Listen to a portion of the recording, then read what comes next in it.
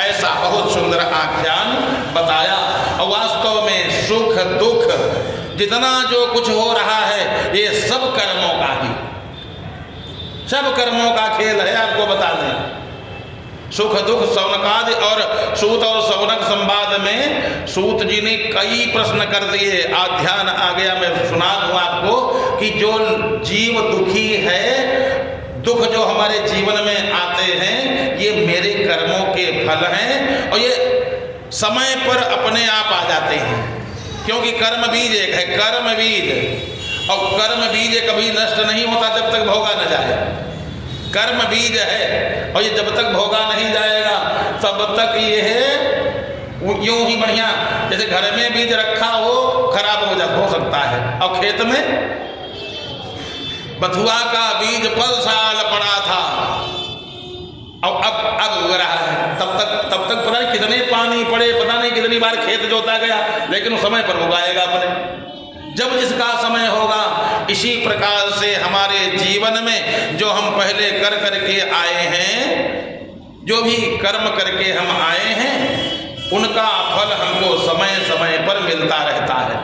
हम परेशान खाली हो जाते हैं, मैंने अच्छा कर्म किया, लोग कहते थे ही भगवान के यहाँ अंधेर है, हमने अच्छा कर्म किया तब भी भगवान हमको खराब फल दे रहे हैं। तो एक सूत सौनक संवाद आ गया, मैं एक भागवत कथा तो बताऊंगा ही, सूत सौनक संवाद भागवत में भी है।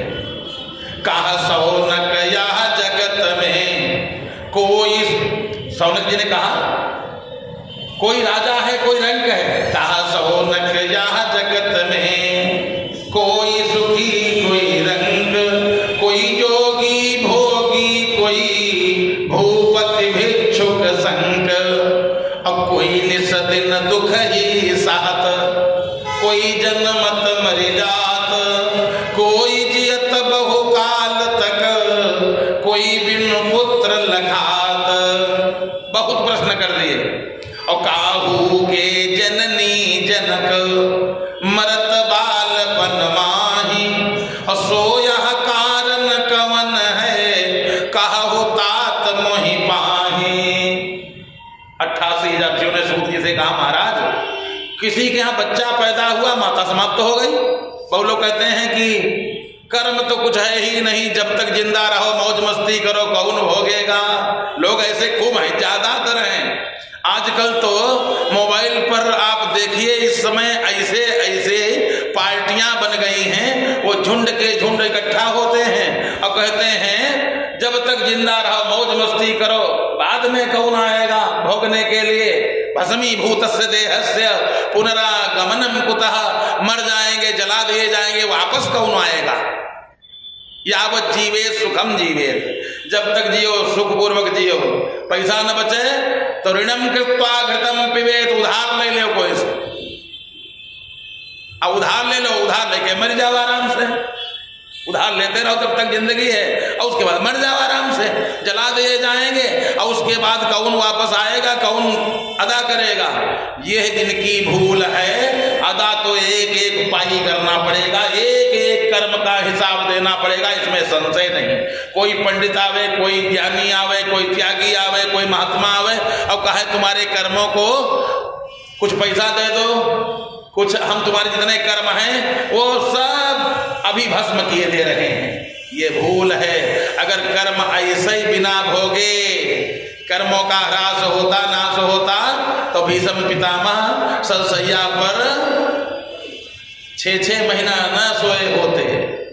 कहने का मतलब है जो कर्म किया गया है इसका भोग प्राणी को भोगना पड़ेगा, जितने बचे हैं अगले जन्म में। अब कहो अगले जन्म में हम कैसे मान लें, हम तो इस जन्म को मानते हैं और जो पहले हम भोगे हैं इससे कोई मतलब नहीं है। बताओ अच्छा, वही माँ है वही पिता है, एक लड़का अच्छा पैदा होता है एक अपंग क्यों पैदा हो जाता है। अगर पूर्व जन्म के कोई कर्म नहीं है तो बच्चा पैदा हुआ अच्छा पैदा होना चाहिए। उसी माँ के अन्य बालक सब ठीक हैं, एक की आंखें नहीं तो आंखें काहे नहीं। अभी तो इसने कोई काम किया नहीं, गर्भ में कोई कर्म किया नहीं, तो इसके आंखें क्यों नहीं, लंगड़ा क्यों पैदा हुआ, हाथ क्यों नहीं, बहिरा क्यों पैदा हुआ? इसके माने पहले के कर्म लगे हैं। जैसे आपने इस जीवन में कोई खराब कर्म नहीं किया, लेकिन आपके जीवन में संकट सब बने हैं। संकट बने हैं तो ये संकट क्यों बने हैं? क्या आपका इस जन्म का है? हाँ, इस जन्म का भी हो सकता है, परंतु पूर्व जन्म का भी लगा हुआ है। तो 88,000 ऋषियों ने कहा, काहू के जननी जनक मरत बालपन माही, सो यह कारण कौन है, कहु तात मोहि पाही।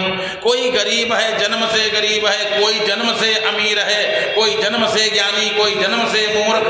किसी के माता पिता, इधर बालक पैदा हुआ, माता पिता दोनों समाप्त हो गए, किसी की केवल माँ समाप्त हुई, किसी का पुत्र जवानी में साथ छोड़ दिया, किसी की पत्नी ने युवा अवस्था में साथ छोड़ दिया। ये कारण क्या है? और किसी के यहाँ दोनों पति पत्नी बढ़िया दीर्घ काल तक जिंदा रहते हैं और 95 साल 100 साल के होकर के साथे में जाते हैं। ये कारण क्या है महाराज? कोई खान पान है, रहन सहन है, ये है क्या? सुन तब सूत बचन तब भाखा, और लखी अधिकारी गुप्त न राखा। सूत ने कहा, सुनो, जो तुम पूछ रहे हो तो लखी अधिकारी, तुमने पूछा है, तुम अधिकारी हो इसके जानने के। सुन तब सूत बचन असभाखा, और लखी अधिकारी गुप्त न राखा। सौनक जो तुम पूछे हो आई, सो सब कर्म प्रभाव लखाई। कर्म ते मरे बाल पितु माता, और प्रभाव कछु नाहि न ताता। और कोई प्रभाव नहीं, कर्म से ही संयोग और वियोग यहाँ पर होते हैं। सुख और दुख ये कर्म से ही प्राप्त होते हैं। सूत जी ने कहा, सुनो, एक इतिहास कहूँ मैं गाई, और जाहि सुनति बहु व्याधि नसाई। चाहे जितना दुखी व्यक्ति हो, कथा सुने, दुख उसका दूर हो जाएगा, निर्णय उसको मिल जाएगा। बहुत लोग रोते रहते, हमारे पति ने क्यों साथ छोड़ दिया, पुत्र ने साथ क्यों छोड़ दिया, पुत्री ने साथ क्यों छोड़ दिया, हमारे पिता ने साथ क्यों छोड़ दिया, माता जी ने हमारे कुसमय में साथ क्यों छोड़ दिया। अगर ये कथा सुन ले, पूरा निर्णय हो जाएगा। कहा, एक इतिहास कहूँ मैं गाई, और जाहि सुनति बहु व्याधि नसाई। तमाम प्रकार की विपत्तियां इस कथा को सुन करके अपने आप चली जाए। कहा कैसे? कहा, एक पंडित जी थे, एक दूज गुण निधि ना, एक दूज गुण निधि नाम सुजाना, और सर्वशास्त्र को जहि कर ज्ञाना। एक पंडित जी थे जिनका नाम गुणनिधि, सभी शास्त्रों का ज्ञान उनको, बड़े विद्वान, बढ़िया नित्य हवन करते, पूजा पाठ करते, वेदों का अध्ययन करते, वेदों का पाठ करते, बड़ा सुंदर ब्राह्मण देवता जिनका नाम गुणनिधि। तिनके एक कन्या भय आई। ये कर्म का बीज कैसे बीज अंकुरित होता है, कैसे फलता है, कैसे कर्म मिलता है, कर्म का फल। पंडित जी बड़े ज्ञानी थे और ज्ञान संपन्न, सबको खूब ज्ञान बांटते थे, लेकिन उनके कुछ कर्म कुछ खराब थे। उनके यहाँ एक कन्या का जन्म हुआ, एक कन्या का जन्म हुआ। तिनके एक कन्या भय आई, और नाम सुवरता छवि अधिकाई। बड़ी सुंदर, इतनी सुंदर कन्या पैदा हुई, देखते बने। बड़ा सुंदर कन्या पैदा हुई, बड़ी सलोनी, बहुत ही दिव्य। पंडित जी ने देखा, अरे कितनी सुंदर पुत्री उत्पन्न हुई है, अपने भाग्य की सराहना करने लगे। लेकिन ये कौन जाने इसके भाग्य में आगे क्या लिखा है। सुंदर पुत्री का जन्म हुआ, पंडित जी ने उसका नाम सुवर्ता रख दिया। सुवर्ता, बड़ी सुंदर पुत्री है, नाम रखा सुवर्ता। और जैसे 5 वर्ष की भई कुंवारी, और तब ही तासु मरी महतारी। पुत्री जैसे थोड़ा बड़ी हुई, सयानी हुई, और समाप्त हो गई सहसा, न कोई बीमार और न कोई रोग, उसकी मां समाप्त हो गई। पंडित जी ने सोचा अब तो एक आपत्ति मेरे लिए, एक तो पत्नी का साथ छूटा और दूसरे ये बिटिया न हुई होती तो चाहे जहां साधु सन्यासी हो जाते, अब ये पुत्री है सन्यासी हो जाए, बाबा बन जाए, तो इस पुत्री का क्या होगा? मातुहीन अरुबाल कुमारी और तेहित तुझ सन्यासन धारी। महाराज सन्यासी बनना चाहते थे, मन में विचार किया अब सन्यास नहीं लेंगे क्योंकि अब पुत्री छोटी है, देख रेख कोई करने वाला है नहीं, हमारे कोई भाई है नहीं। अगर कोई भाई होता कहते चाहे हमारी पुत्री को रख लेना, प्रॉपर्टी ले लो। तो परिवार में कोई है नहीं, अकेले पंडित जी। पत्नी का स्वर्गवास हो गया, अब बिटिया छोटी है। मातुहीन अरुबाल कुमारी तेहित तुझ सन्यासन धारी। सन्यास नहीं लिया लेकिन मन में विचार किया कि जंगल में जाकर के एक हम कुटिया बना लें, महात्माओं के पास रहेंगे तो संग से तमाम प्रकार के काम सुसंग से काम बन जाते हैं। महात्माओं का संग होगा तो हमारी भी वृत्ति अच्छी हो जाएगी।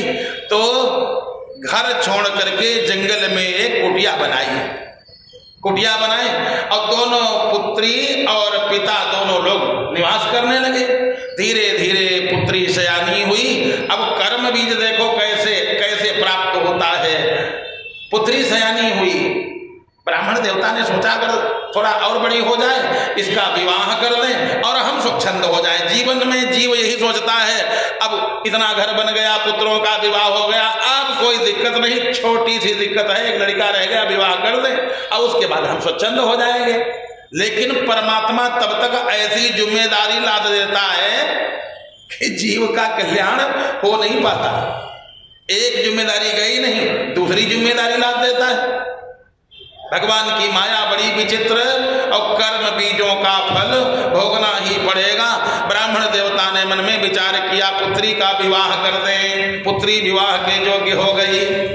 बिटिया आज ऐसा करना, भोजन बना करके तुम खा लेना, मैं जा रहा हूं विवाह देखने तुम्हारा, शाम तक वापस आ जाऊंगा, घर के अंदर रहना, बाहर मत निकलना, मैं जा रहा हूं विवाह देखने। ब्राह्मण देवता गुणनिधि पंडित जी चले गए विवाह देखने। विवाह देखने देख करके वापस आए। तय हुआ कि नहीं तय हुआ ये बता भी नहीं पाए। देखो कर्म काल महाराज की महिमा। वापस आए, कुंडी खटकाया, पुत्री बोली आ रही हूं पिताजी। इतना जैसे कहा, अब इतने में हुआ क्या पता नहीं कहां से काल भगवान की प्रेरणा से एक काला नाग वहीं चौखट के पास बैठा था। इतने माही काल धरि खायो और हरि इच्छा सो करन न पायो।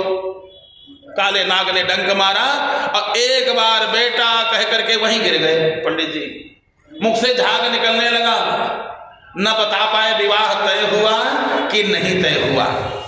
मुंह से झाग निकलने लगा। अब मृतक पिता लखी कन्या रोवे और व्याकुल अधिक धीर नहीं होवे। और कहती क्या है, मोह को तज कित को गयो अहो पिता परवीन दयावंत सब भांति तुम मैं कन्या अति दीन।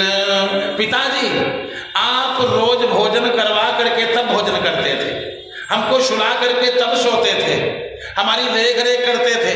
आज हमको छोड़ करके आप कहाँ चले गए। मोह को तजिकित को गयो अहो पिता परवीन दयावंत सब भांति तुम मैं कन्या अति दीन। पटके दो कर सिर भूमाही अपिनु पितुमा जीवन नाही। माथा पटके जमीन पर, हाथ पटके, दोनों हाथ पटके, अपना मत्था पटके, मस्तक फूट गया, हाथ की उंगलियों से खून निकलने लगा। उस बालिका का रुदन सुन करके सुनी कन्या का रोदन भारी और उठी दौड़े ऋषि संयुत नारी। महात्मा लोग आ गए, पत्नी सहित महात्मा लोग आए, बेटा क्या हुआ क्या हुआ, हमारे पिताजी को देखो क्या हो गया। अभी आए और हमसे बता भी नहीं पाए, गए थे विवाह देखने और पता नहीं इनको क्या हो गया, हमने एक सांप देखा जाते हुए। महात्मा लोग आए, सब उनकी पत्नियां आई, बेटा ये मृत्यु लोक है, धैर्य धारण करो। अब बताओ, आपत्ति आ जाए, समझाने वाले तो बहुत आ जाएंगे, लेकिन जिसको आपत्ति है उसको क्या धैर्य होता है। अब वो रोवे चिल्लाए। महात्मा लोगों ने कहा, बेटा क्या करोगी, मृत्यु लोक है, हमारे यहाँ देखो ऐसा हो गया था, उनके यहाँ ऐसा हो गया था। अब वो कन्या कहे, सुवर्ता कहे, अरे महात्मा जी क्या हमारा जैसा भी किसी का भाग्य होगा।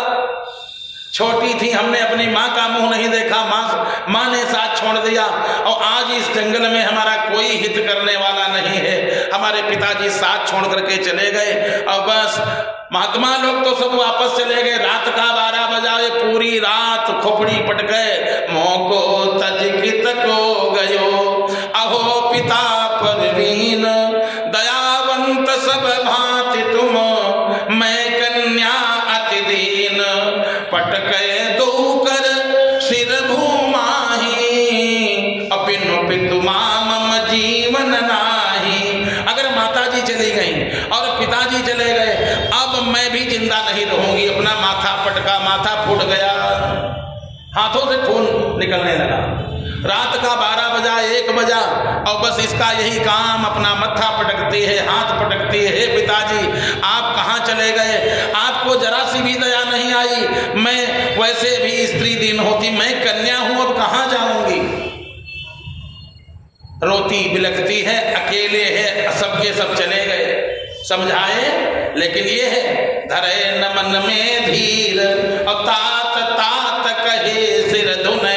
पिताजी पिताजी कहती है, मत्था पटकती है। यमराज का हृदय कांपने लगा।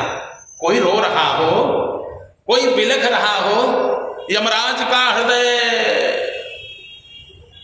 भर आया। यमराज ने एक ब्राह्मण का वेश बनाया और उसी सुवर्ता कन्या के पास यमराज आ गए।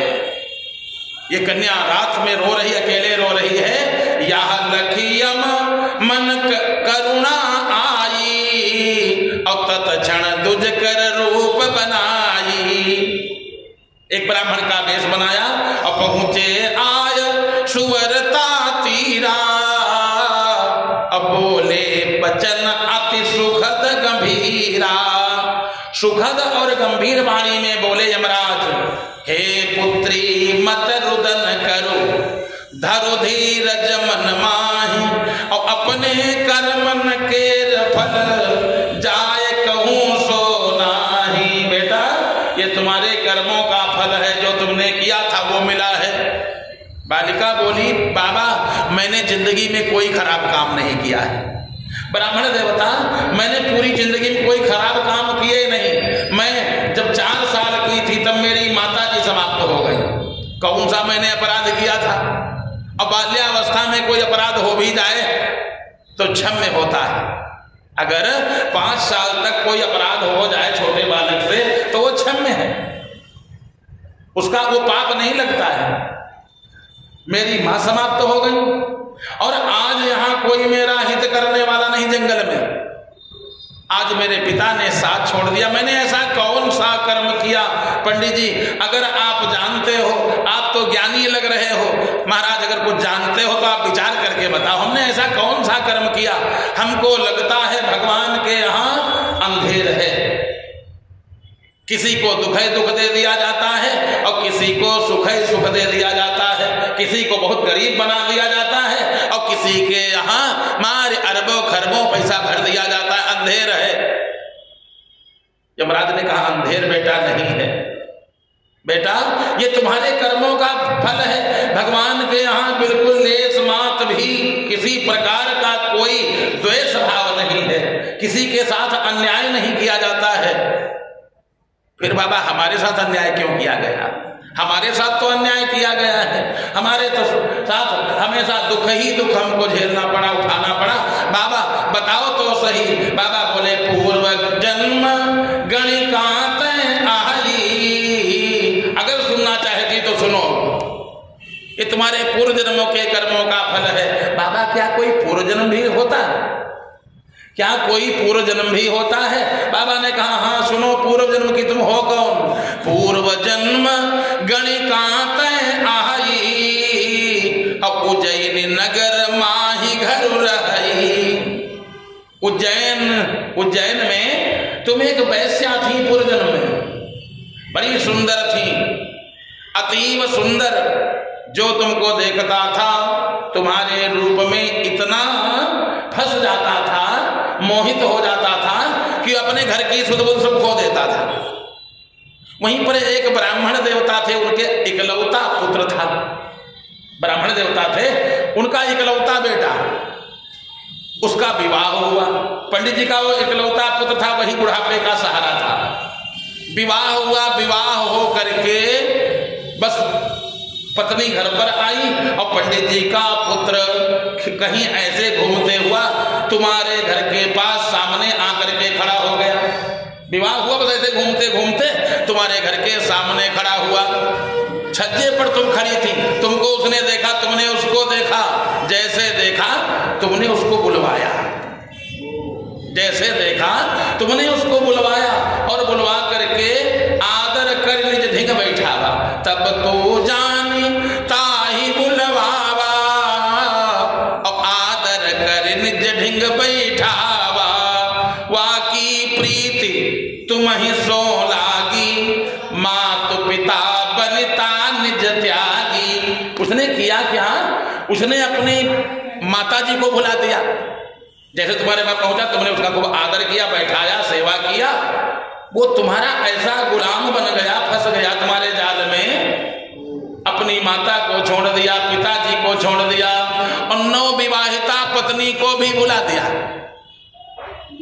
ब्राह्मण देवता ने 2-4 दिन इधर उधर अपने बालक को खोजा और बाद में मन में यही विचार किया, शायद हमारा बालक या तो विवाह से संतुष्ट नहीं है या तो हम लोगों से संतुष्ट नहीं है।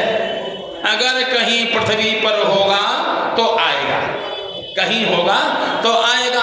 पत्नी ने भी धैर्य धारण किया कि विवाह खाली हुआ, विवाह की केवल भागी हो पाई, बस 7 भावर हो पाई थी, एक दिन बातचीत तक नहीं हुई। पत्नी ने भी संतोष किया। 10-5 दिन बीते और वो पंडित जी का पुत्र तुम्हारे घर पर आराम से रहता रहा। एक दिन की बात, अब उसके पास ना तो बल बचा है और ना धन बचा था, ना बल और ना धन। एक दिन की बात, एक दिन तेरे भवन मझारा और दूसर कामी आय पधारा। एक दिन तुम्हारे यहाँ तो काम था, नया कोई न कोई आता रहता था। एक दूसरा कामी पुरुष आ गया। जैसे वो आया, रात्रि का समय था, तुम कुछ बोली नहीं। अब उन दोनों में लड़ाई हो गई, दोनों में लड़ाई होने लगी। एक दूजे में भई जोरारी, शूद्र तुझे तहदार सिमारी। जो दूसरा आया था पंडित जी के लड़के को मार करके अब वही डाल दिया। तुम्हारा तो कोई सगा था नहीं, तुम तो खाली पैसे को चाहती थी। तुमने उस पंडित जी के लड़के को फेंक दिया चौराहे पर। एक व्यक्ति गया दौड़ते दौड़, सवेरे जब देखा लोगों ने, अरे पंडित जी आपका लड़का उस वैश्या के दरवाजे पर मरा पड़ा है। पंडित जी ने कहा क्या? जैसे सुना रोते हुए तीनों, घर में 3 लोग थे, पत्नी, माता और पिता। तीनों लोग दरवाजे पर तुम्हारे आए रोते हुए। अरे तुमने ये क्या किया? आए वैश्या तय सुत बस कीन्हा और यंत्र मंत्र करी धन हरि लीना और फिरता को डार से मरवाई, हम कहाँ दुख दारुण दिलवाई। तुमने हमको इतना बड़ा विपत्तियों का पहाड़ हमारे ऊपर टूट गया। यही हमारा इकलौता बालक था, बुढ़ापे का सहारा था। अरे तुमने प्रीत किया था, इसको जिंदगी भर अपने साथ रखती। कम से कम मरा हुआ अपना पुत्र तो हम न देखते। जिंदगी भर तुम्हारे साथ रहता, कोई दिक्कत नहीं थी। आज जो मैं अपने पुत्र को मरा हुआ देख रहा हूं, इससे बड़ा दूसरा कोई संसार में कष्ट हो ही नहीं सकता। किसी माता पिता के सामने उसका पुत्र मरा पड़ा हो, इससे बड़ा और कौन दुख होगा? हमको तुमने दुख दिला दिया। इतना बड़ा दुख तुमने दिया है, जिंदगी भर इसको रखती, हमको कष्ट न होता, हम यही संतोष करते मेरा बेटा कहीं गया होगा, आ जाएगा, एक आस रहती। आज तो तुमने हमारे आस को भी छोड़ मिटा दिया। जैसे कोई वस्तु खो जाए, कोई नाराज होकर चला जाए, तो ये तो आस रहेगा, आज नहीं तो कल आएगा, कल नहीं हो सकता। उनके यहाँ तो 10 साल बाद आ गए थे, हमारा भी बेटा आ जाएगा, हमारा भी पति आ जाएगा। लोगों की एक आस होती है। आज मेरी आस भी टूट गई, लेकिन एक बात समझ लेना, बोली माता ने कहा, अरे हमको तूने हमारा समय बेकार कर दिया। मां तो बिलखने लगी। मां ने कहा, तूने पुत्र बिछोह कराए सिमोही, मां तुहीन हो यही दुख तो ही। मां ने कहा, तुम क्या जानो, तुम तो वैश्या हो, तुम क्या जानो माता और पुत्र का प्रेम क्या होता है, ममता क्या होती है। तुमको ममता से मतलब क्या है, तुम तो केवल पैसे को जानती हो। तुमको मैं श्राप देती हूं। मैंने तो अपने पुत्र को, और मेरे पुत्र ने 20-22 साल तक स्नेह प्रेम जाना, और तुम तो माता का मुंह देख भी ठीक से नहीं पाओगी। उस समय तुम्हारी माता का तुमसे वियोग होगा। दे दिया श्राप, मां तुहीन हो ही दुख तो ही तुम्हारी माता तुम्हारा बाल्यावस्था में ही साथ छोड़ेगी। पिता तासु ऐसो कहो। पिता ने कहा, अरे हम अब क्या कहें, हम तो कुछ कहने लायक नहीं बचे। लेकिन पिता ने कहा, तुमने हमको दुख दिया है, हम भी तुमको श्राप दे रहे हैं क्या।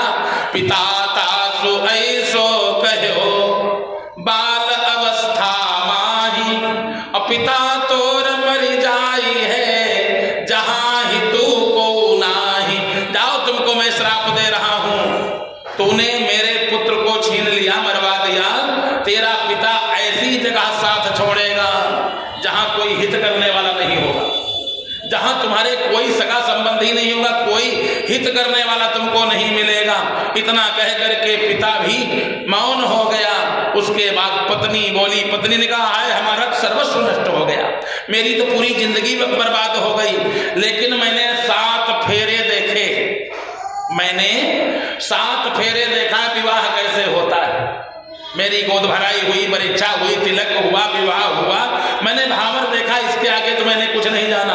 तुमको मैं श्राप देती हूं, तुम ये भी देख नहीं पाओगी, तुम तो तरसती रहोगी 7 भावर के लिए। तुमको मैं श्राप दे रही हूं। क्या बोली भार्या पति बिना, बोली भार्या पति बिना मोह किए तय जैस। पत्नी क्या बोली है, बोली भार्या पति बिना मोह किए तय जैस। रहो कुंवारी नाह बिनु सहो कष्ट तुम तैस। मैं तुमको ऐसा श्राप देती हूं, तुम जिंदगी भर आजन्म कुंवारी रहोगे, कोई विवाह तुम्हारे साथ नहीं करेगा।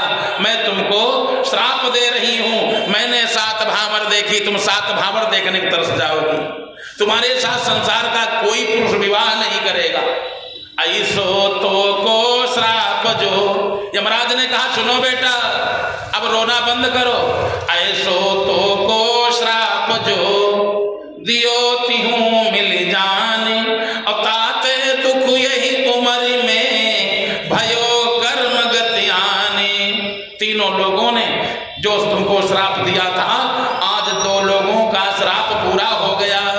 अभी एक श्राप बाकी है, कौन, पत्नी वाला श्राप। पिता ने साथ छोड़ दिया, अब तुम्हारा कोई हित नहीं करेगा। जो पत्नी का श्राप है, तुम जिंदगी भर कुंवारी रहोगे, तुम्हारे साथ कोई विवाह नहीं करेगा।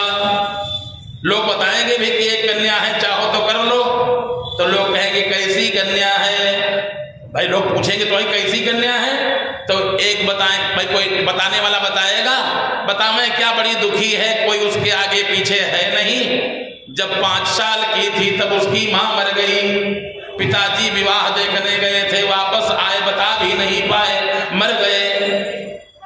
ऐसी है तो लोग यही कहेंगे जिसके साथ विवाह होगा वो कितने दिन चलेगा, संसार में कोई भी व्यक्ति मरना तो चाहता नहीं। जब लोग कहेंगे बाल्यावस्था में माँ चली गई और पिता विवाह देखने गया था, वो समाप्त हो गया, फिर विवाह कौन करेगा? पूरी जिंदगी भर तुम ऐसे कुंवारी रहोगी। अब बेटा एक बात बता दें, अच्छा अगर कर्म तुमने किया, अगर जिंदगी भर अच्छा तुमने कर्म किया तो अगले जन्म में तुम्हारा विवाह होगा और पति के साथ जब तुम अच्छे कर्मों को करोगी तब जाकर के परमात्मा को प्राप्त होगी। ऐसे तुम्हारा कोई काम बनने वाला नहीं है। कहने का मतलब यही है, कायाते जो पातक होई अबिन भोगे छूटे ना कोई, भले बुरे जो कर्म बिन भोगे छूटे नहीं, धरे जो कोटिन जन्म संग न छाड़त एक क्षण। ये कर्म जो है ये साथ नहीं छोड़ते। व्यक्ति चाहे जितने घर बदले, बहुत लोग कहते हैं घर खराब है, इसमें रह रहे घर खराब है, घर बदल दिया जाए। अरे घर बदलो, चाहे देश बदल दो, चाहे मोहल्ला बदलो, चाहे डिस्ट्रिक्ट बदलो, चाहे देश प्रदेश बदलो, लेकिन जो कर्म किए हैं वो तो भोगना ही पड़ेगा। ये सुख और दुख काहू न को सुख दुख कर दाता, निज कृत कर्म भोग सब भ्राता।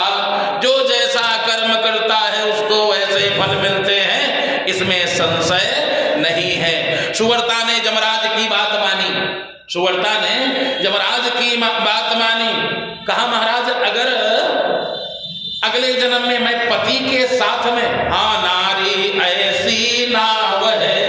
यमराज ने कहा सुनो, अकेले जो अभी कर्म करोगे इसका भी तुमको फल नहीं मिले, पूरी जिंदगी तो भी श्राप भोगोगी। अगले जन्म जब तुम स्त्री फिर बनोगी, पति के साथ बढ़िया सुंदर कर्मों को करोगी, तब तुमको भगवान का लोक प्राप्त हो जाएगा। क्योंकि नारी ऐसी नाव है, पति जिसका पतवार, अबिनु पति के वो जाएगी, कैसे भव से पार। बढ़िया सुंदर, इसलिए आचरण जीव को करना चाहिए। जो जैसा कर्म करता है उसको वैसे फल भोगने ही पड़ते हैं। अवश्यमेव भोक्तव्यम कृतम कर्म शुभाशुभम, शुभ अथवा अशुभ कर्म जो भी हम करेंगे भोगना निश्चित पड़ेगा, इसमें संशय नहीं है। हम चाहे जैसे कर्म करें, हम चाहे जैसे अगर हम अच्छे कर्म करेंगे, एक बात और समझ लेना, अगर अच्छा काम करेंगे तब भी भोगना पड़ेगा।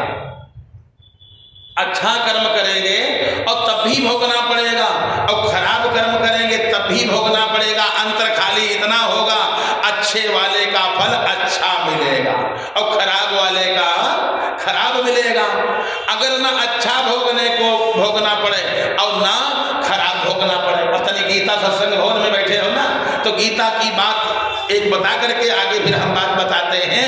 अब हमको भोगना न पड़े, इसका केवल एक ही उपाय है जो बाके बिहारी के पास है, गीता में है, बाके बिहारी ही कर सकते हैं। वो कौन सा उपाय है कि भरजनम भवबीजानाम अर्जनम सुख संपदाम तर्जनम जमदूतानाम राम रामेति गर्जनम। भरजनम भवबीजानाम, जो भवबीजों को भूंज देने में सामर्थ्य है। जिसमें देखो बीज, अगर बीज कर्म बीज है तो जमेगा कि नहीं जमेगा? अब उसका उपाय क्या है? अगर भुजवा के यहां भुजा करके बिया बोया जाए, बिया अगर भूज दिए जाए तो क्या उगेंगे? बीज भुजा करके बोया जाए, कोई भुने हुए चना ले जाए और कहे ऐसे तो 60-70 रुपया किलो चना है और भुना हुआ 150 रुपया किलो है, ये बोए तो और अच्छे उगेंगे। अरे एक दाना नहीं उगेगा, क्योंकि वो भून चुका है, वो भुना हुआ है, उसमें अब अंकुरित होने वाला नहीं। इसी प्रकार से हम अपने कर्मों को भून लें। अब भूनेगा कौन? एक भुजवा बड़ा सुंदर है, एक भुजवा है और वो भूनता बहुत बढ़िया है। भर्जनम भवबीजानाम अर्जनम सुख संपदाम तर्जनम जमदूतानाम राम रामेति गर्जनम। राम राम की गर्जना जो है, भगवान नाम संकीर्तन जो है, भगवान नाम का संकीर्तन, यानी हम जो भी कर्म करें, जो भी कर्म करें भगवान को समर्पण कर दें। प्रभु मैंने जो अच्छा किया वो भी आपने किया, और बुरा जो हो गया, यद्यत कर्म करोमि तत्तदखिलम केशव तवाराधनम। हे केशव, हे कन्हैया, हे कृष्ण भगवान, मैं जो भी करता हूँ वो आपको, तवाराधनम, मैं आपकी आराधना करता हूँ, इसके अलावा मैं कुछ भी नहीं करता हूँ। बने तो आपका और बिगड़े तो तब भी आपका है। परमात्मा स्वीकार कर लेंगे, इसमें संशय नहीं। इसी का नाम शरणागति है, इसी का नाम है शरणागति। तो मैं जो भी कर्म करता हूँ वो भगवान को समर्पण कर दिया जाए। अगर भगवान को समर्पण कर दिया गया, समझ लो बिया भुन गया, अब ये उगेगा नहीं, अब ये फल भोगना नहीं पड़ेगा, और दोबारा जन्म भी लेना नहीं पड़ेगा, ना अच्छे के लिए और ना खराब के लिए। इसलिए राम रामेति गर्जनम, बढ़िया सुंदर राम राम की गर्जना करें, समस्त प्रकार के पाप दूर हो जाएंगे। राम राम कही, तुलसी बाबा ने लिखा, राम राम कही जे जमुहाई, अति नहीं न पाप पुंज समुहाई। इसलिए हरे राम राम राम हरे हरे, हरे कृष्ण कृष्ण कृष्ण कृष्ण